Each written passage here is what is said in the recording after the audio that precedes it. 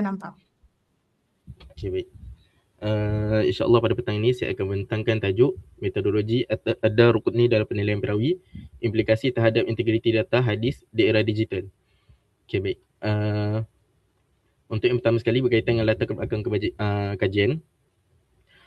Ilmu rijal dan ilmu jarh wa ta'dil merupakan teras dalam penilaian perawi bagi menentukan penerimaan atau penolakan suatu riwayat hadis. Antara isu utama dalam penilaian perawi ialah berlakunya keserupaan nama, kunyah, nasab ataupun nisbah yang dibincangkan dalam ilmu al-mu'talif wal-mukhtalif, kerana kesilapan mengenal pasti identiti perawi boleh menjejaskan ketepatan sanad. Kemudian kesedaran terhadap risiko kesilapan ini mendorong para ulama hadis menyusun kaidah khusus bagi membezakan perawi secara teliti dan berprinsip. Kemudian untuk kajian ini saya membawakan Al-Imam Darqutni merupakan antara tokoh terawal yang memperkenalkan pendekatan sistematik dalam membezakan perawi melalui karyanya Al-Mu'talif wal-Mukhtalif berasaskan pengesahan identiti dan perbandingan riwayat. Kemudian dari sudut manfaat dia dalam era digital, digital sumber hadis melalui bekalan data dan perisian ilmiah memudahkan akses, namun turut menimbulkan cabaran terhadap integriti data hadis apabila maklumat perawi dipersembahkan secara ringkas tanpa konteks metodologi ulama-ulama hadis yang klasik. Okay, baik. Kat sini untuk persoalan kajian iaitu untuk berlakunya wujud kebergantungan tinggi terhadap data hadis digital tanpa penelitian kritikal terhadap metodologi penilaian perawi. Kemudian berlakunya kurang kajian yang menghubungkan kritikan daripada perawi klasik dengan kritikan perawi klasik dengan cabaran pengurusan data hadis digital. Kemudian risiko berlakunya penyederhanaan berlebihan terhadap status perawi dalam platform digital. Okay, baik. Untuk objektif, apa yang nak dikaji berkaitan dengan tajuk ini adalah untuk kita analisis manhaj penulisan Imam Ad-Darqutni dalam membezakan perawi yang mempunyai nama yang sama, hampir sama.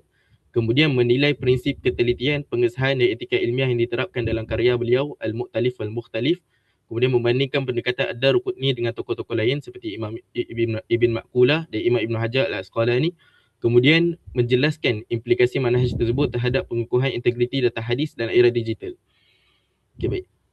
Imam Abu Hasan Ad-Darqutni dia merupakan tokoh utama dalam disiplin ilmu hadis, khususnya dalam al-jarh wa ta'dil dan ilmu rijal, al-mu'talif wal-mukhtalif. Beliau terkenal dengan ketelian tinggi dalam menilai sanad dan teks hadis serta penguasaan terhadap aspek illah hadis. Kajian kontemporari menunjukkan bahawa metodologi beliau bersifat menyeluruh dan sistematik, merangkumi analisis sanad, teks dan kredibiliti perawi secara serentak. Kemudian karya beliau Al-Mu'talif wal-Mukhtalif menonjol sebagai rujukan penting dalam menangani kekeliruan identiti perawi yang mempunyai nama yang hampir sama. Ad-Darqutni meneliti nama, nasab, kunyah dan nisbah perawi serta membuat perbandingan antara riwayat bagi mengelakkan penyatuan perawi berbeza atau pemisahan identiti yang sama. Pendekatan ini membezakan beliau daripada tokoh lain kerana fokusnya kepada bukan sekadar penyusunan nama tapi penjaminan ketepatan maklumat hadis secara ilmiah. Okay. Dalam konteks era digital, metodologi Ad-Darqutni sangat relevan untuk pengurusan data hadis moden. Prinsip ketelitian, pemeriksaan silang dan analisis mendalam terhadap identiti perawi dapat mengurangkan risiko kesilapan data dalam pangkalan hadis digital. Pendekatan ini menyumbang kepada pemerkasaan integriti data, peningkatan kepercayaan ilmiah serta pembentukan etika penyelidikan yang lebih teliti dalam kalangan penyelidik dan pelajar hadis pada masa kini. Okay, baik. Untuk metodologi kajian, kajian ini menggunakan kaedah penyelidikan kualitatif melalui analisis dokumen. Data dikumpulkan daripada karya-karya utama berkaitan dengan disiplin ilmu Al-Mu'talif wal-Mukhtalif. Antaranya kitab Al-Mu'talif wal-Mukhtalif karya Ad-Darqutni itu sendiri. Kemudian diikuti dengan karya tafsir Al-Muntabih bi Tahrir Al-Mushtabih karya Ibn Hajar Al-Asqalani. Kemudian Al-Ikmal fi Raf' al-Ittiyab karya Ibn Ma'kulah. Analisis pembandingan ini dijalankan bagi mengenal pasti prinsip, kaedah serta perbezaan pendekatan dalam penilaian dalam pembezaan perawi antara ketiga-tiga tokoh berikut. Kemudian selain itu, penyelidikan perpustakaan turut digunakan dengan merujuk kepada buku, artikel ilmiah dan sumber akademik yang berkaitan bagi memastikan ketepatan dan kesahihan data kajian. Okay, baik. Yang pertama sekali berkaitan dengan dapatan kajian, kita mengkaji latar belakang Al-Imam Darqutni. Nama penuh beliau adalah Ad-Darqutni Ali bin Umar bin Ahmad bin Mahdi bin Mas'ud bin Nu'man bin Dinar bin Abdullah, bergelar Abu Hasan Ad-Darqutni Al-Baghdadi. Beliau dilahirkan pada bulan Zulkaidah di Darqutni, Baghdad. Dan Ad-Darqutni itu merupakan lakab beliau, diambil sempena tempat kelahiran beliau. Okay. Imam Ad-Darqutni menerima pendidikan awal di Baghdad di bawah bimbingan beberapa tokoh ulama terkemuka, termasuklah ayah beliau sendiri iaitu Abu Al-Qasim Abdullah Al-Baghawi, kemudian Yahya bin Muhammad bin Sa'id antara guru beliau yang lain, Abu Bakar bin Abi Daud. Kemudian pada usia 14 tahun beliau bermusafir ke Basrah dan seterusnya bersafir ke negara-negara semenanjung Arab, Kufah, Mekah dan Mesir bagi memperluaskan penguasaan ilmunya. Setiap perjalanan tersebut dimanfaatkan sepenuhnya untuk tuntut ilmu daripada para ulama setempat sekaligus membentuk asas keilmuan beliau yang kukuh. Wafatnya Imam Ad-Darqutni pada tahun 385 Hijrah. Beliau telah dijemput ke pangkuan ilahi buat selama-lamanya ketika mana beliau telah berusia mencecah hampir 80 tahun. Kemudian direkodkan bahawa Abu Husain bin Al-Fadl menceritakan bahawa Ad-Darqutni telah berkata kepadanya pada hari Jumaat pada bulan Muharram tahun 385 Hijrah. Dalam riwayat ini menceritakan kepada Abu Husain, hari ini aku telah memasuki tahun di mana aku akan dipanggil oleh Allah SWT, iaitu ketika usiaku menjengah 80 tahun. Ternyata perasaan dan firasat Ad-Darqutni ini adalah benar. Kemudian untuk mengetahui apakah yang dimaksudkan dengan Al-Mu'talif wal-Mukhtalif. Al-Mu'talif adalah isim fa'al daripada kata kerja i'talafa yang bermaksud bersatu atau bertemu. Manakala al-mukhtalif ialah isim fa'al daripada kata kerja ikhtalafa yang bermaksud berbeza atau tidak serupa. Kemudian dari sudut istilah pula ialah merujuk kepada sesuatu yang mu'talaf ataupun sesuatu yang bermaksud sama, bersamaan atau sepadan dari segi tulisan ataupun bentuk, tapi berbeza dari segi sebutan ataupun lafaz. Apa yang dimaksudkan konteks kat sini adalah perawi hadis. Contoh sekiranya ada perawi tu nama dia lebih kurang sama, bentuk tulisan dia sama tapi cara sebutan dia berbeza. Contoh perawi tersebut bernama Salam, dari segi tulisan sama dengan Salam. Salam dengan Salam, tetapi mereka adalah mereka adalah dua perawi yang berbeza. Okey, seterusnya adalah kajian berkaitan dengan kitab Al-Mu'talif wal-Mukhtalif Ad-Darqutni. Kitab Al-Mu'talif wal-Mukhtalif merangkumi perbincangan tentang nama-nama perawi, kunyah mereka dan nasab mereka. Sebahagian besar isi kandungan kitab ini tertumpu kepada nama-nama perawi yang sering menimbulkan kekeliruan sama ada dari sudut nama, kunyah atau gelaran mereka. Kemudian metodologi ataupun manhaj yang diletakkan Ad-Darqutni dalam menulis kitab Al-Mu'talif wal-Mukhtalif, iaitu beliau menyusun nama-nama perawi dalam Al-Mu'talif wal-Mukhtalif mengikut turutan huruf mu'jam, iaitu bermula daripada huruf alif sehingga huruf ya. Bagi setiap huruf beliau menyenaraikan perawi yang mempunyai persamaan atau perbezaan nama, disertai dengan biografi ringkas dan kadang-kadang menyandarkan hadis kepadanya. Kemudian apabila berlaku kekeliruan pada huruf awal suatu nama, beliau menampilkan beberapa contoh secara serentak walaupun bermula dengan huruf berbeza. Pengesahan identiti perawi. Sebagai contoh pada nama perawi yang berikut. Bermula dengan huruf ba, kemudian disebabkan ada nama lagi yang bentuk dia lebih kurang sama, bentuk nama dia lebih kurang sama, maka dia letakkan juga seperti Watwaib, Wathwaib, walaupun huruf ba tu tak habis lagi. Kemudian begitu juga dengan huruf ain. Ain, Azar, wa Uzar, wa Ghudar. Mereka ini adalah tiga orang yang berbeza, tetapi dari sudut tulisan nama mereka itu nampak seperti sama. Jadi itulah yang dimaksudkan dengan tentang ilmu Al-Mu'talif wal-Mukhtalif. Okey, baik. Kemudian antara manhaj beliau yang lain adalah Imam Ad-Darqutni tidak terikat dengan susunan tetap dalam setiap bab. Walaupun disusun mengikut huruf hijaiyah, setiap bab boleh mengandungi satu atau lebih perkara, termasuk nama perawi, nama tempat atau lafaz hadis. Seperti dalam bab Taibah wa Zaibah. Contohnya hadis yang dibawakan, ini contoh apabila Imam Ad-Darqutni mendatangkan biografi seorang perawi, kemudian dia akan datangkan dengan hadis supaya kita tahu perawi tersebut pernah meriwayatkan hadis ni. Jadi dia berbezalah dengan nama yang lebih kurang sama tapi perawi yang lain. Okay. Seterusnya, manhaj Ad-Darqutni dalam penulisan kitab Al-Mu'talif wal-Mukhtalif, dari segi penyusunan nama, Ad-Darqutni tidak sepenuhnya mengikut urutan abjad atau keutamaan tertentu. Beliau kadang-kadang memulakan bab dengan perawi yang menimbulkan kekeliruan, diikuti kunyah, gelaran atau tokoh wanita seperti bab Burqah dan Bulail.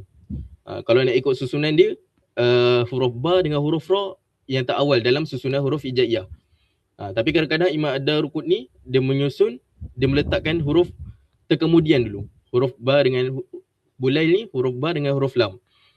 Dia tukar urutan. Sebab apa? Itu adalah keistimewaan dalam manhaj beliau. Dia mengikut susunan berdasarkan kepentingan beliau sendiri. Kepentingan sebab apa turutan tu tak diikut, supaya ada maklumat-maklumat yang terbatas dalam fikiran dia sempat dicatatkan dalam kitab. Jadi kat sini hal ini menunjukkan bahawa kitab, walaupun kitab berasaskan huruf hijaiyah, penyusunan kandungan bersifat fleksibel, bersetujuan menjelaskan kekeliruan nama dan identiti perawi tanpa terikat pada susunan kaku. Okay, kemudian Ad-Darqutni tidak terhad kepada penyebutan nama, kunyah atau gelaran sahaja, malah sering menghuraikan persamaan dan perbezaan nama kabilah, nasab mereka serta tokoh terkenal termasuk penyair dengan merujuk karya masyhur seperti Ibn Kalbi dan Ibn Habib. Beliau juga sesekali membincangkan istilah bahasa dan contoh linguistik dalam beberapa bab, termasuk aspek at-tashrif wa tahrif atau gharibul hadis, mencerminkan keluasan ilmu, kedalaman intelektual dan kekayaan pengetahuan beliau. Kat sini merupakan contoh di mana beliau mengetahui setiap hal ehwal perawi. Kat sini dibawakan seseorang yang bernama Khudur. Dia merupakan kabilah Ibn Qais Al-Ailan. Kemudian mereka semua kemudian mereka daripada Banu Malik. Jadi dekat sini Khudur Imam Ad-Darqutni tahu siapa yang dia masukkan nama-nama mereka dalam kitab, kemudian tahu mereka ni daripada kabilah mana. Pentingnya dalam ilmu hadis adalah kita kenal kesemua keadaan perawi dan biodata mereka. Kemudian perbandingan manhaj penulisan antara Imam Ad-Darqutni, Imam Ibn Hajar Asqalani dan Ibn Maqulah. Ad-Darqutni saya telah sebutkan manhaj dia sebentar tadi. Kemudian untuk Imam Ibn Hajar dalam kitab dia Tafsir Al-Muntabih Bitahrir Al-Mushtabih, meletakkan manhaj beliau, setiap nama perawi yang telah masyhur didahulukan dan tidak lagi memerlukan penentuan dhabt, iaitu tak perlu lagi untuk dibetulkan nama-nama yang nampak seperti sama, tapi beliau meletakkan dhabt tu hanya kepada perawi-perawi yang berpotensi menimbulkan kekeliruan dan menjelaskannya melalui huruf-huruf. Setiap huruf yang tidak disentuh oleh penulis dianggap sama dengan huruf sebelumnya, sama ada kerana diabaikan atau tidak diberi tanda dan dibaca dengan sukun. Huruf-huruf yang diberi penekanan ditandakan dengan jelas, iaitu ba al-muwahhadah, ta al-musanna dan tha al-musallathah. Manakala huruf ya di akhir kata kebiasaannya ditulis tanpa sebarang penjelasan tambahan. Ini contoh macam mana kaedah Imam Ibn Hajar mengenalkan seseorang perawi. Yang pertama, bab bifathil muwahhadatin. Maksudnya dekat sini bifathil muwahhadatin ada dua baris atas. Maksudnya muwahhadatin merujuk kepada baris atas yang ada dua baris atas. Dalam perkataan dalam nama perawi ni, babai ni dia ada dua baris atas. Sebab tu dia perkenalkan dengan babai bifathil muwahhadatin. Okey, baik. Kemudian perbincangan manhaj penulisan Ibn Hajar dalam kitabnya Tafsir. Di antara manhaj beliau yang lain adalah beliau mengatakan segala tambahan yang saya buat pada teks asal ditandakan dengan kata-kata saya di permulaan, iaitu kultu. Maksudnya dia mengisyaratkan kalau apa yang dirujuk sebelum ni, petikan yang dirujuk daripada kitab-kitab yang sebelum ni yang dijadikan rujukan beliau, sekiranya ada tambahan daripada beliau akan meletakkan lafaz kultu dan di penghujungnya dengan intaha. Maksudnya itu adalah kalam beliau. Contohnya dekat sini intaha. Maksudnya dia daripada segi lafaz daripada Imam Ibn Hajar tu sendiri bermula tamatnya dekat sini, kemudian bermulanya dekat sini kultu. Ini kalam Imam Ibn Hajar. Manakala kalau yang lain itu kalam daripada pengarang asal. Okey, kemudian seterusnya pergi kepada manhaj penulisan Ibn Maqulah pula dalam kitabnya Al-Ikmal fi Raf'il Al-I'tiyab. Setiap bab disusun mengandungi sekurang-kurangnya dua perkara dengan menyenaraikan seorang atau lebih perawi. Jika bilangan perawi banyak, penulis memulakan dengan mereka yang berpotensi menimbulkan kekeliruan pada nama atau gelaran. Kemudian menandakan pada lafaz al-kuna wal-aba. Bagi perawi yang kesamaran terletak pada kunyah, nama bapa atau kedua-duanya sekaligus. Sebagai contoh, perkara tersebut dapat dilihat pada pembincangan huruf ba al-muwahhadah, iaitu pada bab Bujair, Wabahir, Wabuhair, Wabukhtar. Kalau kita tengok kat sini secara zahirnya, mereka semua ni adalah perawi yang berbeza, tapi bentuk tulisan pada nama mereka itu nampak sama. Jadi dekat sini dia bagi tahu kalau ada perawi yang bentuk tulisan dia sama dengan ayah dia, maka dia akan letakkan lafaz al-kuna wal aba. Seperti contoh yang saya bawakan di sini, Abu Jubair Muhammad bin Jabir Al-Muharabi. Ni adalah salah seorang perawi. Kemudian kita tengok perawi yang kedua, Abu Yaziz Zuhais bin Abi Salma. Secara, kalau kita lihat secara zahirnya, nampak tulisan ni, nama perawi tu sama, nama ayah dia tulisan pun lebih kurang sama. Jadi sebab itu diletakkan dalam kategori Al-Kuna wal Aba. Tuan, Dia letakkan mohon lafaz maaf. Al-Kuna wal Aba dekat depan. Mohon maaf, kami ingatkan semula bahwa tempoh pembentangan antara 5 sampai 7 menit saja. Terima kasih. Okay, baik. Okay, baik. Seterusnya pergi kepada, saya terus ringkaskan, pergi kepada manhaj kedua, Imam Ibn Maqoulah. Dia bahagikan setiap bab tu kepada dua bahagian. Yang pertama, dia bahagikan mengikut huruf. Kemudian pembahagian satu bahagian dia bahagikan mengikut huruf, satu bahagian lagi dia bahagikan mengikut penisbahan penisbahan perawi yang sama. Maksudnya ada contohnya laqab Al-Baghdadi. Ramai ulama yang nama Al-Baghdadi. Jadi dekat situ dia letakkan penisbahan tu pada satu bab yang sama. Dalam satu huruf. Okey, baik. Seterusnya pada kesimpulan, analisis perbandingan manhaj Imam Daruqutni dengan Ibn Hajar Al-Asqalani dan Ibn Maqoulah menunjukkan bahawa pendekatan Daruqutni mempunyai implikasi penting terhadap pengurusan integriti data hadis di era moden. Fokus beliau terhadap perawi yang berpotensi menimbulkan kekeliruan pada nama atau gelaran membolehkan identiti perawi dikenal pasti dengan tepat. Macam dibentangkan tadi, manhaj Imam Daruqutni lebih umum, lebih syumul dan merangkumi terhadap semua perawi. Kemudian bukannya semata-mata Imam Daruqutni bukannya semata-mata menyusun mengikut abjad, tetapi mengikut berdasarkan kepentingan dan secara logik. Okay. Selain itu, penekanan terhadap kelitian dan prinsip etika ilmiah memberikan panduan jelas kepada penyelidik moden dalam menilai kesahihan maklumat sekaligus memperkukuhkan kebolehpercayaan pangkalan data hadis. Kemudian Ad-Daruqutni dapat manhaj Ad-Daruqutni dapat diaplikasikan dalam pembangunan sistem digital untuk menguruskan data hadis, termasuk kategori perawi, penandaan tambahan dan pembezaan perawi yang hampir serupa, menjadikan model yang relevan dan praktikal untuk memastikan integriti data hadis di era moden. Baik, saya rasa itu saja dulu untuk pembentangan saya pada petang ini. Sekian, Assalamualaikum warahmatullahi wabarakatuh. Waalaikumsalam.